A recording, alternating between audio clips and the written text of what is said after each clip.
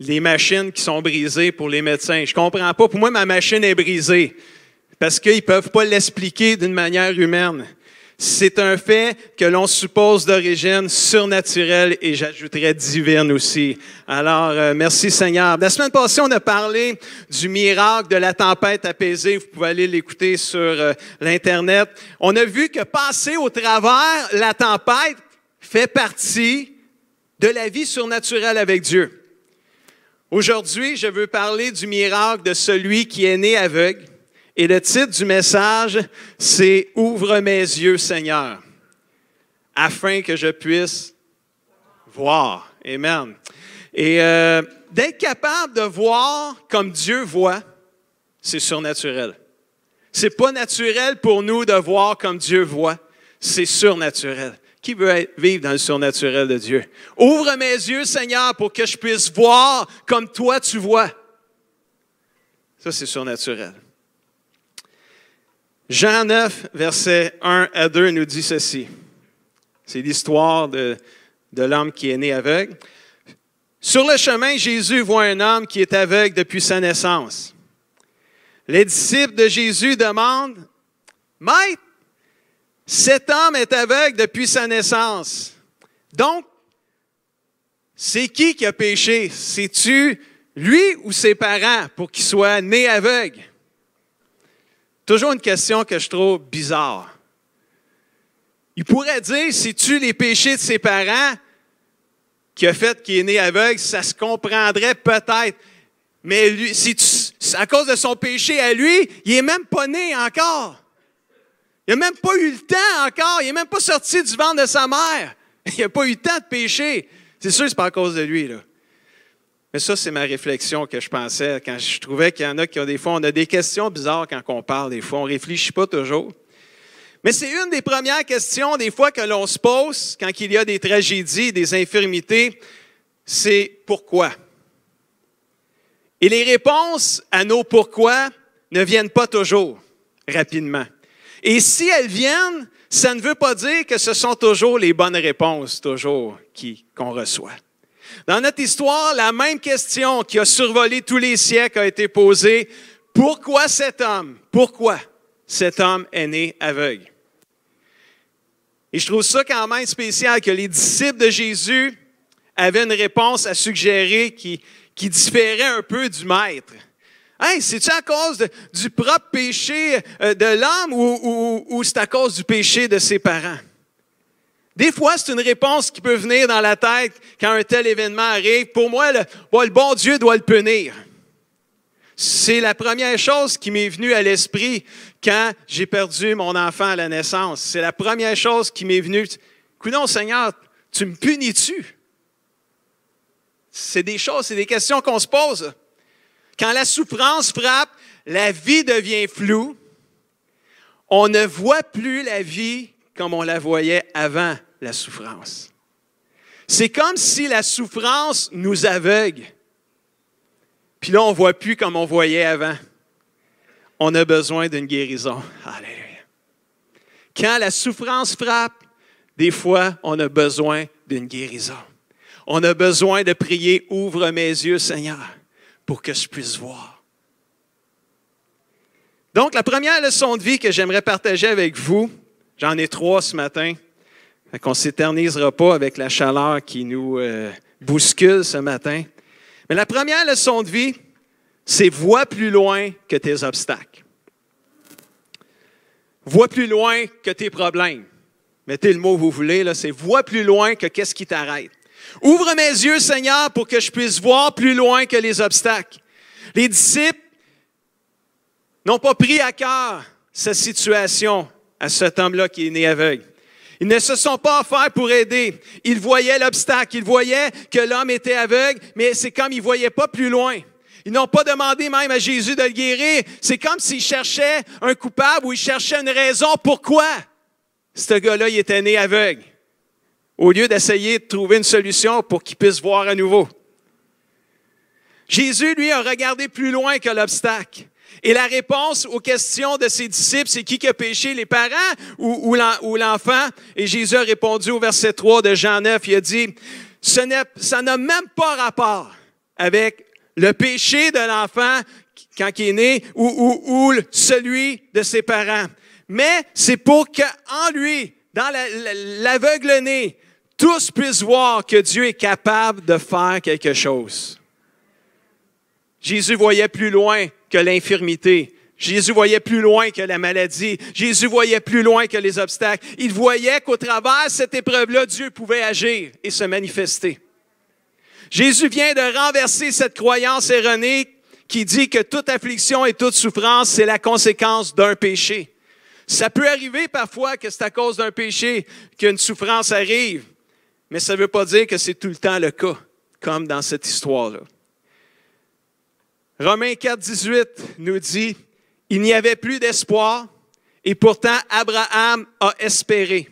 Il a cru en Dieu, et pour cela il est devenu le père d'une multitude et de beaucoup de gens. » Abraham, vous savez, avait reçu la promesse à l'âge de 75 ans qu'il aurait une postérité. Ça veut dire qu'il y aurait des enfants, puis ces enfants-là auraient des enfants.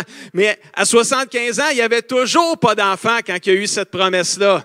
Et déjà, dans ce temps-là, 75 ans, c'était déjà trop vieux pour avoir des enfants. Sa femme, elle, avait l'âge de la retraite. Elle avait 65 ans quand il y a eu la promesse parce qu'il y avait 10 ans de différence. Parce qu'elle aussi était déjà pas mal. Bon, elle n'avait pas l'âge pour avoir, je dirais pas trop, on va juste dire, elle n'avait pas l'âge. Je suis fin, là, les dames, avec vous autres, là. Je vais partir en vacances tranquilles aussi. Et ça a pris 25 ans avant qu'il y ait un enfant. Abraham a eu l'enfant de la promesse à 100 ans, puis Sarah, elle avait 90 ans. Et la Bible dit, il n'y avait plus d'espoir pour eux autres d'avoir des enfants. Mais malgré ça, Abraham, il a vu plus loin que l'obstacle qui était l'âge. Il a vu plus loin, il a cru dans la promesse. Il a espéré, il a cru et Dieu lui a rendu sa foi. Il a rendu justice et il a cru et il a eu son enfant, Isaac, et tout le monde connaît. Le reste, c'est de l'histoire qu'on a dans l'Ancien Testament. Mais comme Abraham a vu plus loin que son obstacle, Jésus a vu plus loin que l'aveugle ou la cécité, qui est le terme pour quelqu'un qui est aveugle, c'est quelqu'un qui ne voit pas. Il a vu, Jésus, que Dieu pouvait agir dans la vie de cet homme. Dieu avait un plan pour l'aveugle. Et ce n'est pas l'infirmité de cet homme qui allait empêcher Dieu de réaliser le plan qu'il avait pour lui.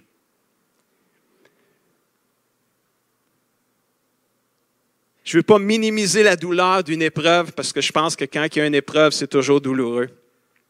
Mais quand on se trouve dans une situation de désespoir, il faut voir définitivement plus loin que notre obstacle ou notre épreuve ou notre maladie ou notre infirmité. Pourquoi vis-tu une épreuve présentement? Je ne sais pas dans quel état vous êtes. Peut-être vous vivez une épreuve présentement. Ça ne paraît pas, vous le voyez. Tu sais, des fois, on se voit, on se salue les uns les autres, on est content de se voir, puis c'est vrai qu'on est content de se voir. Mais derrière cette joie-là de se voir, il y a peut-être des épreuves dans la semaine qu'on a traversées, puis des fois, on ne le dit pas toujours à tout le monde. Mais on peut vivre des épreuves. Peut-être tu vis une épreuve. Pourquoi tu vis une épreuve? Peut-être c'est la question que tu te poses. Peut-être c'est parce que Dieu veut agir au travers de ça. Dieu veut agir dans ta vie, Dieu veut se manifester à toi, il veut t'emmener là où il veut que tu sois, et c'est peut-être au travers de cette épreuve-là qu'il va t'emmener là où il te veut. Et ça arrive aussi. Ce matin, je veux t'encourager, regarde plus loin que ton obstacle, regarde plus loin que ton infirmité, regarde plus loin que ta maladie, regarde plus loin de ton injustice et fais confiance à Dieu, mon frère, ma sœur. Ça, c'est le côté surnaturel de Dieu. Alléluia. Ce qu'il peut faire dans la vie d'une personne qui vit une terrible épreuve est juste surnaturel, frères et sœurs. Il y avait une dame qui m'a toujours impressionné parce qu'elle a vécu une épreuve terrible. Peut-être qu'il y en a qui la connaissent. Cette dame-là, elle s'appelle Joni Eareckson. À l'âge de 17 ans, aujourd'hui, je pense qu'elle a 67 ou 68 ans. Ça fait 50 ans que c'est arrivé cette histoire-là. À l'âge de 17 ans, elle a plongé dans un cours d'eau et elle s'est pété la nuque. En plongeant là, la tête première dans le fond de l'eau, elle a plongé dans de l'eau qui était pas assez profonde, c'est ça que ça veut dire. Elle s'est cassé la nuque et elle est devenue quadraplégique. Elle n'avait, en bas du cou, il n'y a plus rien qui fonctionnait. Paralysée complètement des 4 membres. Son témoignage de vie, il est bouleversant, il est percutant, il est inspirant. Johnny a vu plus loin que son infirmité, que sa paralysie. Elle n'a pas laissé sa paralysie la paralyser. Elle a prié pour la guérison, elle l'a dit dans son témoignage plus qu'une fois, puis je crois que même elle prie encore pour ça. Elle prie que ses membres reviennent. Mais au début, elle priait, puis elle était désespérée, elle ne comprenait pas ce qui arrivait. Puis à un moment donné, c'est comme, ça ne revenait pas, là, elle restait paralysée pareil. Là. Puis elle a pris une décision, puis elle a dit au Seigneur, elle a dit, Seigneur, ça va aller plus loin que ma paralysie, ce qui vient d'arriver là. Je vais te servir pareil, Seigneur, même si je ne retrouve pas mes bras, même si je ne retrouve pas mes jambes, je vais te servir pareil, mon Dieu. Avec mes limites, mais Seigneur, avec mes limites, toi, tu peux faire de quoi? De surlimiter. Alléluia.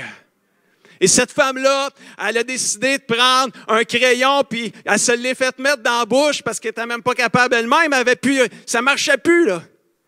Elle a commencé à dessiner avec sa bouche. Un crayon dans la bouche, puis elle dessinait, puis elle faisait des tableaux. Vous pouvez aller voir son histoire si vous voulez. Là. Écrivez Johnny Erickson sur Google, là, puis vous allez en avoir là, jusqu'à Noël des histoires sur Johnny, tellement qu'il y en a des sites puis des liens Internet sur sa vie, c'est incroyable. Mais cette femme-là, elle a vu plus loin que son infirmité.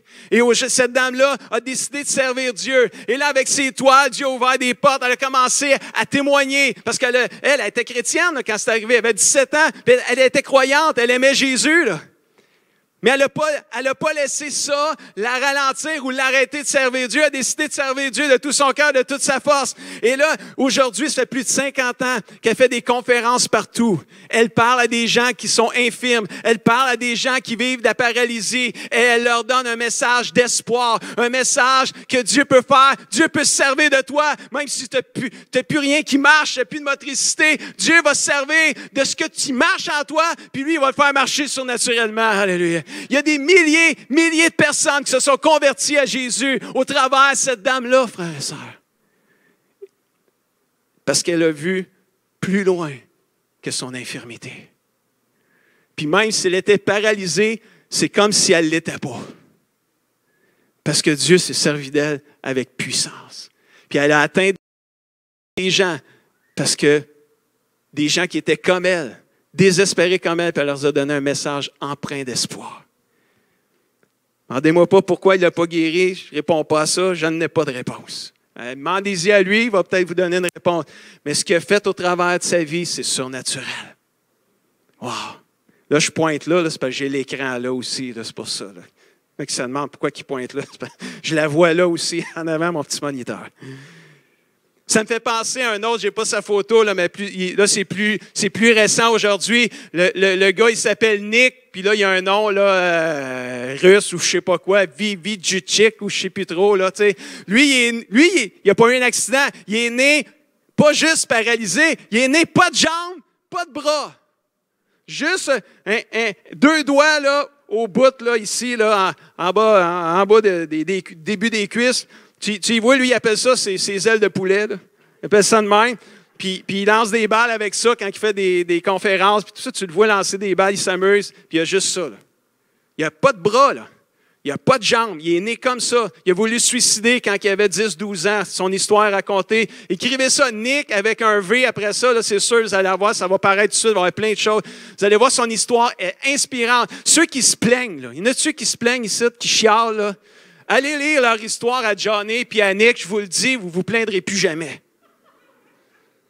Ces gens-là sont d'une inspiration incroyable. Il a voulu se suicider, puis à un moment donné, il y a quelqu'un qui l'a empêché. Il a connu Jésus, il a donné sa vie à Jésus. Il a prié, Dieu, redonne-moi mes membres, redonne-moi mes jambes. Tu es capable de faire pousser des jambes, tu es capable de faire pousser des bras. Il a prié, puis il doit prier encore pour ça. Mais il a dit, Seigneur, si ça ne pousse pas, ça ne me dérange pas, parce qu'un jour, ils vont pousser, mais je suis avec toi. Moi, je veux te servir, Seigneur. Il s'est marié. Il y en a-tu qui pensent qu'ils ne se marieront jamais? Pas de bras, pas de jambes. Il s'est marié. Je ne sais pas si la personne, Dieu, l'amour rend aveugle. Hein? C'est peut-être ça, la chose. Il est beau. Il est beau. Mais il n'y a pas de bras, il n'y a pas... Non, mais il est beau, là, tu sais. Puis il n'y a pas de bras, il n'y a pas de jambes. Non, mais il est beau, là, tu sais. Puis Il était marié, il a eu des enfants. Aïe, aïe. Il doit vivre avec des commentaires plates de gens qui viennent vers lui et qui disent « Tu ne pourras jamais serrer tes enfants dans tes bras. » Il y en a, il le dit dans son témoignage.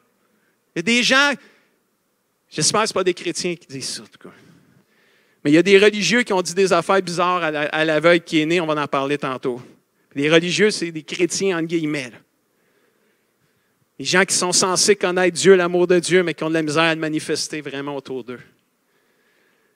Et Nick, il a regardé plus loin que son infirmité. Puis il vit dans le surnaturel aujourd'hui, même si ses jambes n'ont pas repoussé, puis ses bras n'ont pas repoussé. Parce que Dieu agit puissamment. Parce que lui-ci, là, il y a des milliers de personnes qui se sont converties à cause du message d'espoir qu'il apporte autour de lui. Moi, ça m'inspire tellement, j'en ai la chair de poule en parler aujourd'hui. Parce que ces gens-là, ils étaient paralysés physiquement, mais ils n'ont pas laissé la paralysie physique les paralyser spirituellement. Alléluia. Wow. Quand même que ton corps vieillit de jour en jour, puis il plie, puis il est moins fort qu'il était. La Bible dit que ton corps, lui, il se renouvelle de jour en jour. Alléluia. Laisse pas le physique t'empêcher ou te paralyser dans ton être intérieur, parce que ça se renouvelle de jour en jour. Ça ne vieillit pas le cœur. Alléluia. Wow. Vois au-delà. Vois plus loin que les obstacles. Deuxième leçon de vie ce matin. Vois comment, ouvre mes yeux, Seigneur, pour que je puisse voir comment, Dieu, tu réponds et tu prends plaisir à l'obéissance. Si on continue notre histoire dans Jean, chapitre 9, versets 6 et 7, après avoir dit à ses disciples que ça n'avait pas rapport avec le péché de ses parents ou de lui-même, mais c'était pour juste démontrer que Dieu veut se manifester. Après avoir dit ça, Jésus cracha par terre. Encore là, c'était spécial ça aussi. Jésus crache par terre ça aurait été plus beau avec de l'eau, mais la Bible dit, avec sa salive, il fit un peu de boue qu'il appliqua sur les yeux de l'aveugle. C'est sûr que lui, l'aveugle, il n'a rien vu de ça, là. Les autres autour trouvaient ça peut-être étrange, peut-être ça dégueulasse un peu, mais l'aveugle, il ne sait pas ce qui se passe, lui-là, là. Il n'a pas vu la boîte que Jésus, puis comment il l'a faite. Il n'a même rien vu de ça. Tout ce que ressenti, c'est qu'à un moment donné, Jésus a dit, attends, là, je vais te mettre de quoi dans les yeux. Là. Puis là, il a mis sa boîte dans les yeux. Mais lui, il ne sait pas que c'est de la boîte. Là. Il ne voit rien. Il est aveugle. Puis là, Jésus, au verset 7, il dit, OK, il applique la boue sur les yeux, puis il dit, là, je t'ai mis de quoi dans les yeux? Va te laver au réservoir de Siloé. À plusieurs reprises, dans les miracles de Jésus, on voit souvent trois choses qui reviennent. On voit le désespoir des gens qui vivent soit une maladie ou quelque chose de grave, puis ils viennent toujours comme... Tu vois le désespoir, là, c'est comme lui, il est aveugle, là, il est désespéré, il veut voir. Là, alors, tu vois le désespoir, tu vois souvent la foi qui est manifestée, soit la foi de celui qui est guéri ou la foi de quelqu'un qui amène celui qui est malade, mais c'est la foi du quelqu'un que Dieu voit, que Jésus voit, puis il dit, je vois ta foi, puis ton enfant est guéri. Et on voit aussi souvent l'obéissance dans les miracles de Jésus. Et dans ce cas-ci, l'aveugle entend Jésus cracher, mais il ne sait pas ce qui se passe. Puis Jésus, il lui donne un ordre, puis il dit, va te laver au réservoir de Siloé. Pour que le miracle prenne place, l'aveugle devait aller se laver, mes amis. Il y a une dimension d'obéissance qui active le surnaturel de Dieu quand nous obéissons et qui permet à Dieu d'agir dans nos vies. Dites-vous amen à ça. L'obéissance. Est-ce que l'aveugle a obéi à Jésus ou il a essayé de juste y dire quelque chose? La Bible dit au verset 7, l'aveugle alla se laver et à son retour, il voyait. Aucune hésitation. Jésus a dit d'aller, de se laver, puis il a obéi instantanément. Ça n'a pas été long. Il n'a pas questionné avec Jésus. Ça n'a pas d'allure, Jésus. Écoute, non. Tu veux que j'aille me laver, m'aller me laver? De toute façon, il y avait-tu de quoi à perdre? Il n'y avait plus rien à perdre. Il voyait déjà rien. Là, fait que, sur ta parole, j'y vais, Jésus. La réponse de Dieu à son obéissance fut instantanée. L'homme né aveugle a commencé à voir pour la première fois. Wow! Ça a dû être quelque chose. Peut-être que Dieu te demande de faire quelque chose, puis tu n'as pas encore obéi. Tu attends, tu reportes. Je veux juste t'encourager ce matin. Je ne sais pas si ça va t'encourager, mais je vais te le dire quand même. Qu'une obéissance reportée est en réalité, oui, vous avez bien compris, est en réalité une désobéissance. Dieu te demande de quoi? Tu n'as pas encore obéi. Si tu n'as pas encore obéi, c'est parce que tu as comme désobéi. Dieu te demande, l'as-tu fait? Non, il n'est pas encore fait. Bon, si tu ne l'as pas encore fait, tu n'as pas encore obéi. On ne s'assinera pas là-dessus, mais il n'a pas obéi.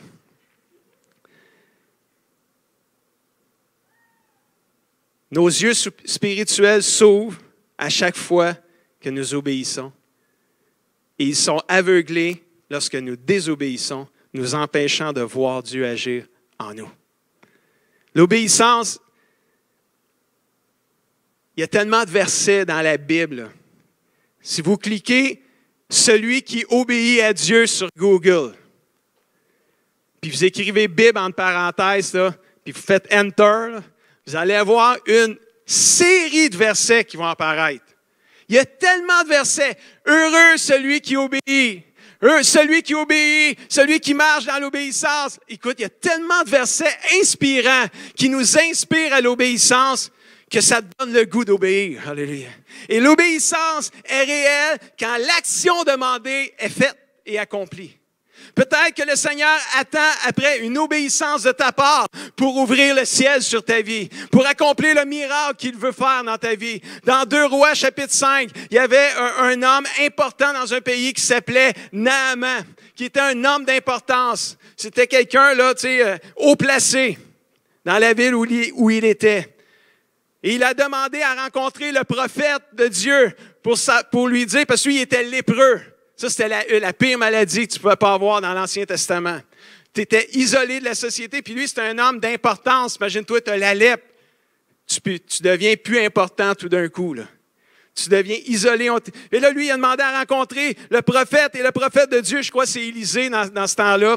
Puis il lui a dit, « OK, Dieu veut te guérir. Il va falloir que tu plonges 7 fois dans le Jourdain. » Puis, écoute, c'est assez facile pareil. Il a la réponse. Il ne veut plus la lèpre, il veut être guéri. Plonge 7 fois. Sauce-toi 7 fois dans le Jourdain. Mais lui, tu sais, l'orgueil, parce que c'est un homme, c'est un haut placé, là. Fait que là, il y a un peu d'orgueil qui s'est manifesté, puis il a dit non, c'est ben trop niaiseux, ça, cette affaire-là. Là. Tu sais, non, plonger 7 fois dans le Jourdain. Dis-moi au moins d'aller plonger 7 fois dans mes fleuves à moi, d'où ce que je vis, ils sont pas mal plus beaux que ton Jourdain, là, tu sais. C'était comme nous, Yamaska, en versus Atlantic City, où ce que je m'en vais demain, là, tu sais. Enfin, moi, plonger à Atlantic City 7 fois, je vais plonger cette semaine 7 fois là, dans l'Atlantic City, mais pas dans Yamaska, là, ça c'est sûr. Mais pour guérir surnaturellement, il devait aller dans la Yamaska de son époque, qui était le Jourdain. Je ne sais pas si ça se compare. Peut-être que je dis de quoi qu'il n'y a pas d'allure, là, mais en tout cas, lui, il a quand même dit que ses fleuves étaient plus beaux dans son coin que le Jourdain. Il a dit non, je ne vais pas. Puis là, il y avait des hommes qui avaient été voir avec Naaman. Il avait emmené des hommes avec lui. Puis on dit, Naaman, tu as demandé à voir le prophète. Tu veux être guéri de ta lèpre. Il donne la solution. Plonge 7 fois dans le Jourdain, tu vas être guéri. Come on! Puis là, l'orgueil en a pris pour son rhume, comme on dit. Puis il a dit, oui, OK, j'y vais. Et là, il s'est humilié. Il est parti. Il a plongé 1 fois, 2 fois, 3 fois, 4 fois, 5 fois, 6 fois. Puis après le 7e coup, quand il est ressorti, la Bible dit, il fut guéri. Sa peau est devenue lisse là, comme une peau d'enfant. Wow! Qu'est-ce que Dieu attendait pour le guérir? Son obéissance. Je te le dis, plonge 7 fois, obéis, t'es guéri. Quand nous obéissons, le ciel s'ouvre. Quand le ciel s'ouvre, tout est possible. Est-ce qu'on peut voir plus loin que nos obstacles? Est-ce qu'on peut prier ce matin, Seigneur, ouvre mes yeux pour que je puisse voir plus loin que les obstacles. Ouvre mes yeux pour que je puisse voir comment tu prends plaisir à l'obéissance. Et troisième et dernièrement, ouvre mes yeux pour que je puisse voir les pièges que les autres cherchent à me tendre. Ça fait drôle de prêcher ça, des pièges que les autres me tendent. Mais vous allez voir quand on fait la suite des choses. Dans notre histoire, Jésus fait un miracle extraordinaire, mais les religieux du temps de Jésus ne semblent pas se réjouir du tout du miracle que Jésus vient de faire. Ils doutent même que l'aveugle n'a jamais été même aveugle, puis que Jésus, c'est tout un show qu'ils ont fait là, pour impressionner la galerie, là, puis les gens qui étaient là. Ils en ont même jusqu'à douter comme ça. Puis en plus, Jésus, par-dessus le marché, il a guéri l'aveugle le jour du sabbat. Puis les religieux, dans ce temps-là, ils suivaient la loi, là, puis tu ne travailles pas le jour du sabbat. Pour eux autres, faire de la boîte, c'est travailler. Puis Jésus a fait de la boîte pour mettre dans l'œil, dans les yeux. Lui, il travaillait là, le jour du sabbat. Tu ne guéris pas personne le jour du sabbat parce que c'est du travail, ça. Insulté bien raide, gros scandale parce que Jésus a redonné la vue à un aveugle qui était aveugle de toute sa vie. Là. J'espère qu'on ne sera jamais des chrétiens comme ça, frères et sœurs. J'espère que quand Dieu va agir, on va dire « Merci Seigneur, tu as agi. » J'espère qu'on va encourager, frères et sœurs. J'espère quand un jeune va se lever parce qu'il a le goût de servir Dieu, puis il a le goût d'aller plus loin pour le Seigneur, on va lui dire « On va prier pour toi, mon frère, ma sœur. On va prier pour toi, mon jeune. Dieu est avec toi. Dieu va t'accompagner. Alléluia. » Ou il a dit « Tu es ben trop jeune. Dieu ne peut pas se servir de toi. » J'espère qu'on va être des chrétiens qui vont fortifier, qui vont encourager, et non pas des gens qui vont écraser ou abaisser et décourager. J'ai entendu une parole cette semaine qui disait, on n'a aucune idée comment une critique qui détruit, qui abaisse, comment ça peut être destructeur dans la vie d'une personne. Comment est-ce qu'une parole qui abaisse, qui décourage, qui dévalorise, comment est-ce que ça peut laisser des cicatrices longues dans le cœur et les pensées d'une personne. Mais en même temps, on ne réalise pas toujours comment une parole d'encouragement peut apporter et donner une énergie spirituelle et divine dans la vie d'une personne autour de vous. Frères et sœurs, oh mais là, si je l'encourage, il va s'enorgueillir. Fait que je vais le piquer. C'est fou cette pensée-là. Là. Encourager, frères et sœurs. S'il s'enorgueillit, le Seigneur va s'occuper de son orgueil. Dieu est bon là-dedans, c'est le spécialiste pour rendre humble ses enfants. Parce que si un jeune se lève et il a le goût de servir Dieu, puis qu'on l'encourage, puis quand même qu'il se tape dans le dos, hey, as-tu vu, tout le monde m'encourage, puis c'est wow, c'est super. Il aime Dieu, là. Dieu va s'en occuper de son orgueil. Nous, on n'est pas bons là-dedans, là, nous autres. Parce que nous, on veut s'en occuper des orgueils. Oh non, je ne l'encouragerai pas, il va s'enorgueillir. Pourquoi qu'on dit ça? On ne devrait pas dire ça, frères et sœurs.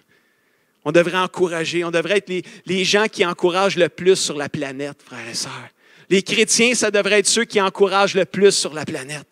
On est une famille, on est des enfants de Dieu, on est des frères et sœurs, on s'en va au ciel pour l'éternité. On devrait continuellement s'encourager les uns les autres. Même quelqu'un qui fait le mal, on devrait lui pardonner, on devrait lui tendre la main et dire « Regarde, on va t'aider, mon frère, ma sœur. » Wow! Là, je suis en train de tout dévier de ce que je suis en train de dire. Mais quand les pharisiens, les pharisiens, là, oh, ils m'allument, eux autres. Là. Quand je les vois dans la Bible comme ça, là, ils ont voulu semer le doute. Et au verset 16, la Bible dit, sur quoi quelques-uns des pharisiens, les religieux, dirent, cet homme ne vient pas de Dieu, en parlant de Jésus qui venait de guérir l'aveugle. Cet homme ne vient pas de Dieu, il n'observe pas le sabbat. Il a juste guéri quelqu'un, là. Come on. Ils ont voulu semer le doute dans le cœur de l'aveugle. Ils ont voulu semer le doute dans la confusion parmi toute la foule qui était là, qui a vu tout ce qui s'est passé. Doutant qu'il était né aveugle, ils ont même été parler aux parents de l'aveugle. Puis eux autres, ils ne savaient même pas encore que leur gars avait été guéri. Ils voulaient juste savoir, es-tu vraiment né aveugle, votre gars? Tu vois, ils doutaient. Jésus vient de guérir, ils doutent. Et il sème le doute. Et là, la Bible dit, au verset 20 et 21 de Jean 9, nous sommes, là, c'est les parents qui répondent aux religieux et aux pharisiens, nous sommes certains que c'est bien notre fils et qu'il est né aveugle. Ça, on est sûr à 100%. Mais comment ça se fait qu'il voit à présent, là, on ne sait pas, il n'a pas encore parlé. Come on, ça vient de se faire, là. On ne sait pas. C'est qui lui a rendu la vue? On le sait encore moins, là. On vient de l'apprendre, là. Mais vous pouvez lui poser des questions. Il est assez grand pour répondre à ce qui le concerne. Moi, j'aime ces réponses-là. Là. Ça, là, c'est à mon goût, ça. Ça, c'est une bonne réponse, ça. Allez le voir. Mais il venait d'aller le voir, puis il n'avait pas aimé les réponses de l'aveugle, fait qu'ils ont été voir ses parents. Fait que là, eux autres, ils retournent une deuxième fois. Puis là, les religieux retournent vers l'aveugle, guéri, puis lui demandent, là, dis la vérité. Dis que Jésus, celui qui t'a guéri, c'est un pécheur. Dis-le. On peut voir l'intimidation. Là. Moi, je lis ça, là, puis c'est l'intimidation. On peut voir la manipulation, le contrôle. Ces gens-là voulaient contrôler la manipulation, l'intimidation. Hey, lui, il vient juste d'être guéri, là, lui. Là. Il vient de recevoir la vue pour la première fois de sa vie. Il voit.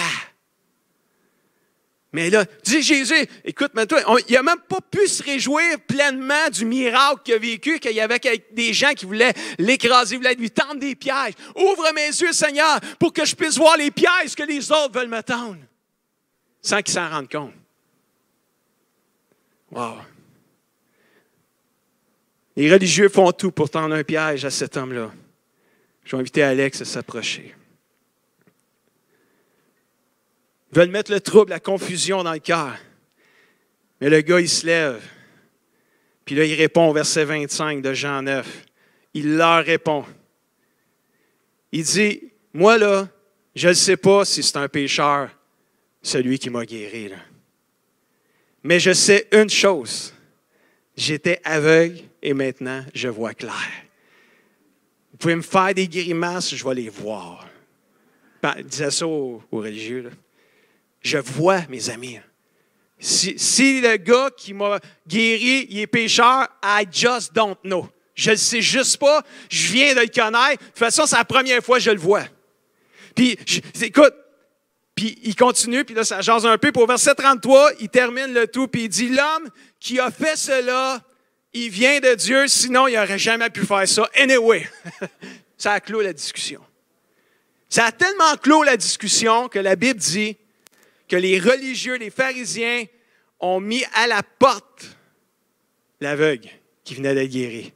Ils ont dit, on ne veut plus te voir ici, va-t'en. On ne veut plus te voir. Car ils étaient, la Bible dit, insultés par ses réponses. Wow! Jésus s'est rendu compte que les religieux l'avaient mis à la porte. Alors, il est allé vers lui, puis il est allé lui dire, on va lire le texte, versets 35 à 38. Jésus va vers l'aveugle qui vient de se faire mettre dehors, qui a eu toute une discussion avec les religieux. Puis là, Jésus lui dit, « Cher ami, crois-tu au Fils de Dieu? » J'aime cette question-là. Puis l'aveugle, il répond, « Mais c'est qui le Fils de Dieu, Seigneur? C'est qui pour que je croie en lui? Parce que je ne sais même pas c'est qui. Il le voit. C'est le même gars qui l'a guéri, là. Mais il ne sait encore pas qu'il est le Fils de Dieu. Puis là, il y a tout un débat à savoir s'il est un pécheur ou pas. Puis lui, il ne sait rien de ça. Tout ce qu'il sait, c'est qu'au travers de lui, il était aveugle, puis là, il voit. Mais il dit, dis-moi c'est qui? C'est sûr, je vais croire en lui. Là. Puis Jésus y répond, verset 37. Il dit, tu l'as vu? Lui dit Jésus, et celui qui te parle, c'est lui. C'est comme si Jésus était en train de dire, c'est moi, le Fils de Dieu. Tu l'as vu, là, puis tu le vois encore. Là. Mais moi, c'est sa réponse qui vient me chercher, puis on pourrait chanter Mon espoir, Alex, j'aimerais ça chanter ça. Puis, il dit au verset 38, il dit, Jésus, je crois, Seigneur. Et la Bible dit, il l'adora. Quand Dieu agit, il y a un mouvement qui active la louange, l'adoration dans les cœurs des gens. Il s'est commencé à louer Dieu, a commencé à adorer Dieu. Il ne savait même pas comment ça marchait, la louange. Il vient de se convertir.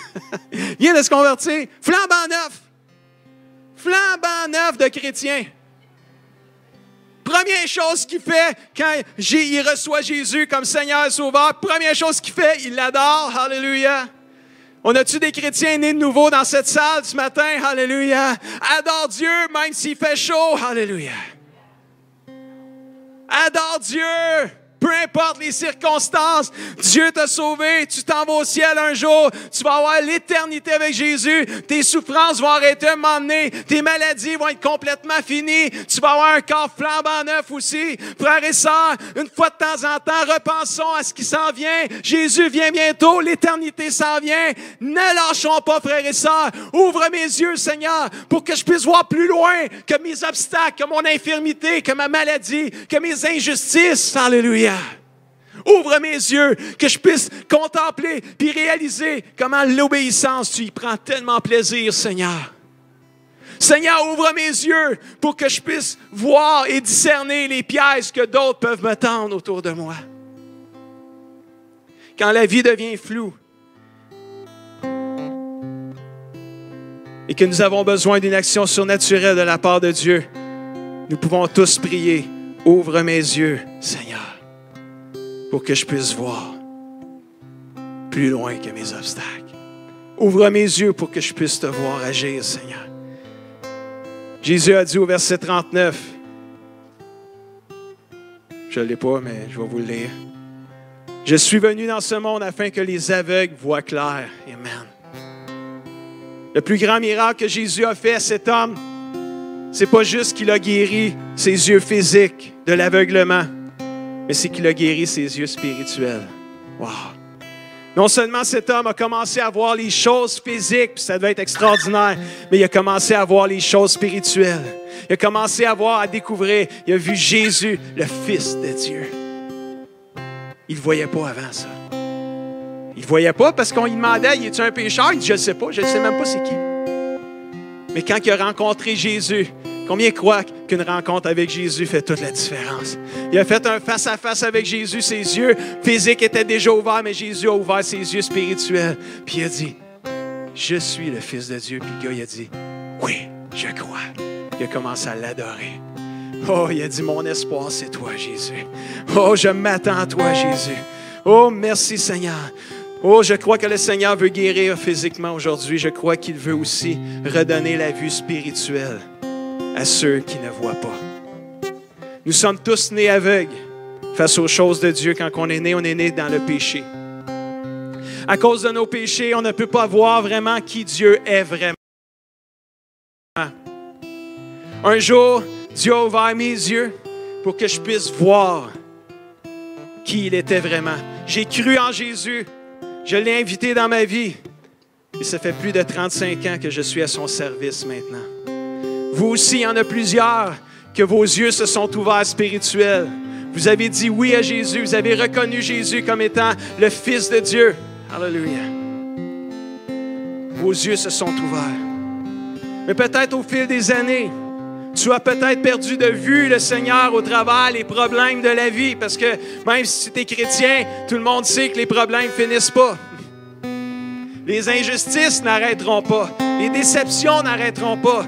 Et peut-être qu'au travers des déceptions, la vie est devenue floue autour de toi. Tu vois moins bien Dieu agir que tu le voyais auparavant. Et le Seigneur, il veut dissiper ces nuages-là aujourd'hui. Il veut guérir ton cœur. Il veut te redonner la vue spirituelle. Peut-être que tu as laissé des choses qui sont venues intoxiquer tes pensées, intoxiquer ton cœur, et peut-être que même ils t'ont aveuglé spirituellement. Jésus veut te guérir ce matin. Jésus veut restaurer. Il veut te redonner la joie de ton salut, la joie que tu avais de le servir. Alléluia. Jésus, c'est ce qu'il veut faire pour toi ce matin. Ouvre mes yeux. Y a-t-il quelqu'un ici qui est prêt de prier? Ouvre mes yeux.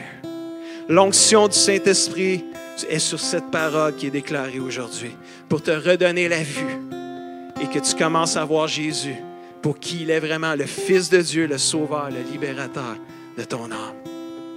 Quand notre aveugle dans l'histoire a dit à Jésus, « Je crois en toi », sa vie a été changée à tout jamais. Il s'est mis à adorer le Dieu de gloire pour le reste de sa vie.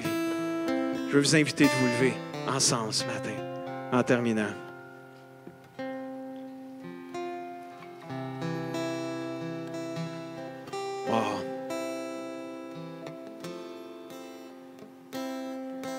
Merci, mon Dieu. Merci, mon Dieu. Fermons nos yeux quelques instants. Nos yeux physiques. Tout en priant, ouvre mes yeux, Seigneur. Ouvre mes yeux, Seigneur, pour que je puisse voir. Pour que je puisse voir plus loin que mes obstacles. Pour que je puisse voir comment tu prends plaisir à l'obéissance. Seigneur, ça fait longtemps que tu me demandes une certaine chose. Je ne l'ai pas fait encore, Seigneur. Mais Seigneur, aujourd'hui, je réalise que j'ai besoin d'obéir. Pardonne-moi toutes les fois que j'ai reporté l'obéissance. Pardonne-moi, Seigneur. Je viens vers toi ce matin, Seigneur Jésus. Je viens vers toi, Seigneur Jésus. Viens, Seigneur Jésus. Ouvre mes yeux. Ouvre mes yeux. Peut-être que tu t'es fait prendre au piège par des gens, par des pensées, par des faux raisonnements, par des choses que je disais tantôt, des déceptions, des injustices, des attentes. Tu t'attendais à, puis ça n'a pas arrivé comme tu t'attendais, puis ça t'a fait mal, ça a brisé ton cœur, puis tu t'es fait prendre au piège de toutes les pensées qui te sont venues après. Tu as été prise au piège. Peut-être qu'aujourd'hui, tu veux dire, Seigneur, ouvre mes yeux, que je puisse discerner les pièges qui m'ont été tendus. Viens m'en déprendre au nom de Jésus. Pardonne-moi, Seigneur. Je n'avais pas vu, je n'avais pas discerné, Seigneur. Je me suis laissé aller. J'ai dit des choses, j'ai fait des choses que je n'aurais pas dû faire. Mais Seigneur, aujourd'hui, je le réalise, je le reconnais, je te demande pardon. Le Seigneur, il veut guérir ce matin. Il veut guérir ton cœur, il veut guérir tes pensées. Il veut ouvrir tes yeux encore pour que tu puisses voir Jésus briller de tous ses feux. Alléluia. Il veut ouvrir tes yeux, que tu puisses voir la gloire de Dieu encore autour de toi dans ta vie. Comme Johnny Erickson, comme Nick, vois plus loin que qu'est-ce qui est arrivé. Dieu a un plan pour ta vie.